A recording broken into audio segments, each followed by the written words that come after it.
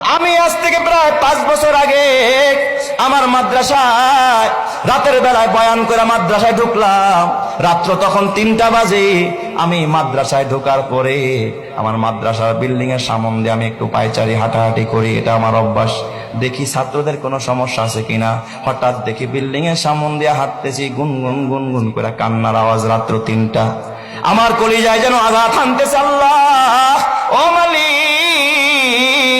গভীর রাত, মানুষ ঘুমায়, পশু পাখিরা ঘুমায়, এই রাতে আবার কে কাঁদে? হাঁটতে হাঁটতে যখন মসজিদের দিকে আগাইলাম, দেখি মসজিদের কেসি গেট দিয়া সামনে থেকে কান্নার আওয়াজ আসতেছে।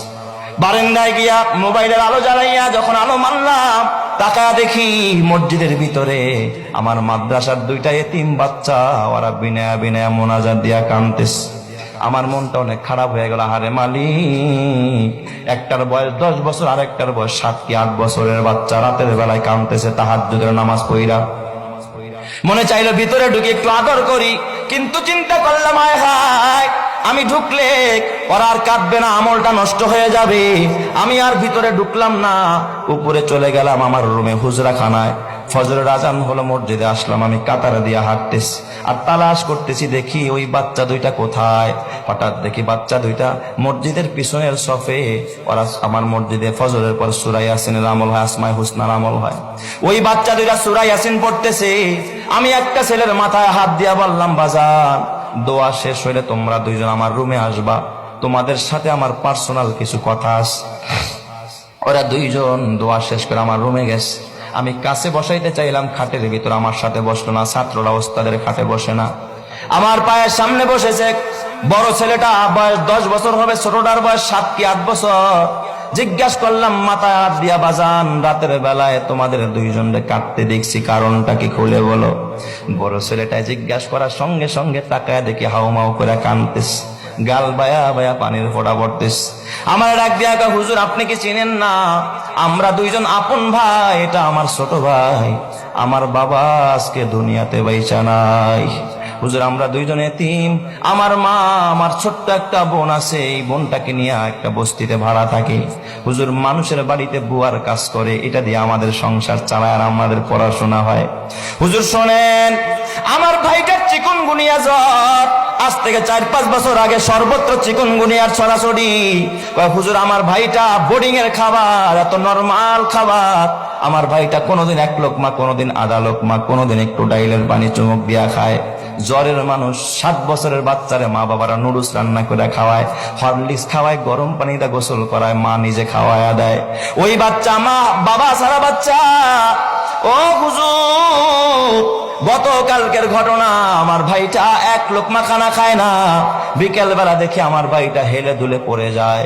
আমার ডাক দিয়া কয়, ভাইয়া একটা রুটি কিনে দাও, দেখি পানি দিয়া ভিজায় খাইতে পারি কিনা, বন্ডরির 4 দোকানে বেশ। ওই ছেলেটা ডাক দিয়া বলে, উস্তাদ কসম আল্লাহ, আমার কাছে একটা রুটি কেনার মতো পয়সা নাই, ওরে আমি একটা রুটিও কিনে দিতে পারি নাই।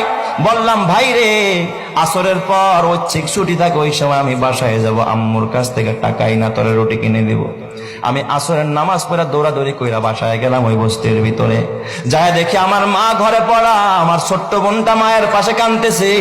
ডাক দিয়া বললাম, মা কিছু টাকা দিবানি, ওর তো অসুস্থ, ওর একটা রুটি কিনে দিতে হবে। আমার মা আমার ডাক দিয়া, বাবা আজকে 4-5 দিন হয় আমি অসুস্থ, কাজে যাইতে পারি না, ঘরে খাবার নাই, বাড়িওয়ালায় ভাড়া চায়, ভাড়া না দিতে পারলে ঘর থেকে বের করে দিবে, আমি করে কেমনে টাকা দিব? হুজুর আমার মা আমার টাকা দিতে পারে নাই। আমি যখন খালি হাতে মাদ্রাসায়, আমার ভাইটা গোটা বিকাল কাঁদতে কাঁদতে বালিশ ভিজে ফেলছে। হুজুর আমাদের দেখার কেউ নাই, আমার বাবা যদি বেঁচে থাকতো, আমার বাবা আমাদের পাশে এসে দাঁড়াইতো, আমাদের খোঁজ খবর নিত। এই কথা শুইরা বাবা চোখের পানি রাখতে পারি না। আমার বাজান পকেটের মধ্যে অনেকগুলো টাকা ছিল, প্রায় 25,000 টাকার মতো মাহফিল করে আসছি রাতের বেলায়।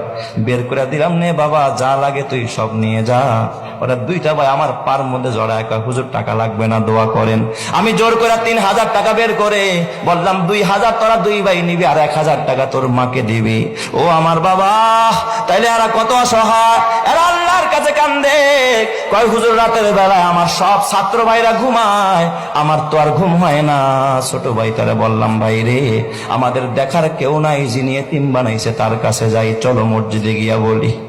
তাই আল্লাহর কাছে একটু কান্দা কান্দা বললাম, ও আমার বাজার, ওদের প্রতি খেয়াল রাখ। আল্লাহর নবী কয়, আনা ওয়া কাফিলুল ইয়াতিমি কাহাতাইনি ফিল জান্নাহ। আল্লাহর নবী কয়, আমি মুহাম্মদ এতিম ছিলাম, যারা এতিমকে লালন পালন করবে, এতিমের জন্য ঘর বানাবি, খাবারের ব্যবস্থা করবি, আমি মুহাম্মদ ওয়াদা দিলাম 2 আঙ্গুল যেমন পাশাপাশি, যারা এতিমের লালন পালন করে আমি মুহাম্মদ তারে নিয়ে একই সাথে এইভাবে পাশাপাশি একই জান্নাতের ভিতরে থাকবো। সুবহানাল্লাহ। আল্লাহর নবী কয়, আনা ওয়া কাফিলুল ইয়াতিমি কাহাতাইনি ফিল জান্নাহ। ও আমার বাজার, ও অত্র এলাকার ও ধনী মানুষেরা, ও ভাড়াটিয়া ভাইয়েরা, ও ব্যবসায়ীরা, তোমার হাতে পায়ে ধরা বলি, যে সন্তানের জন্য এত স্বপ্ন, হতে পারে সন্তানের কারণে তোমাকে জাহান্নামে জ্বলতে হইতে পারে, আর এই যে মাদ্রাসার একজন এতিমকে খুশি করবে, এতিমের খাবারের ব্যবস্থা করবা, বিনিময়ে আমার রব্বুল আলামিন তোমাকে জান্নাত দান করবে।